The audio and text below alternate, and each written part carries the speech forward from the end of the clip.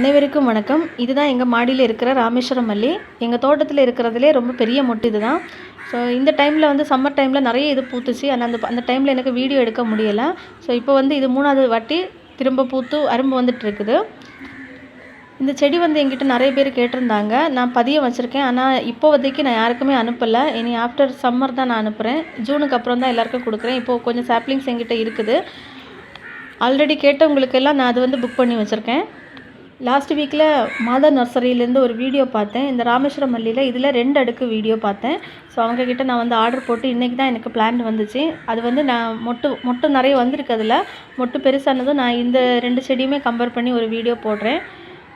மாடியில் வந்து நிறைய பேருக்கு வெள்ளைப்பூச்சி தாக்குதல் சம்மர் டைமில் அதிகமாக இருக்குதுன்னு எனக்கு நிறைய மெசேஜ் பண்ணியிருந்தாங்க. ஆர்கானிக்காக ஏதாவது மெத்தடு சொல்லுங்கள் அப்படின்னு. நம்ம வந்து வீட்டில் மீதி வர சாதத்தை வந்து ஒரு பாட்டிலில் வந்து போட்டு தண்ணி ஊற்றி வச்சுருங்க. ஒரு 7 நாள் கழிஞ்சதும் நல்லா வந்து அதை டெய்லி ஷேக் பண்ணி விடணும். 7 நாள் கழிஞ்சதும் அதை ஃபில்ட்ரு பண்ணி 1:5 ரேஷியோவில் நீங்கள் கொடுத்து பாருங்கள். அந்த மாவு பூச்சி எல்லாமே டெட் ஆயிரும். ஸோ இதை ட்ரை பண்ணி பாருங்கள். நன்றி.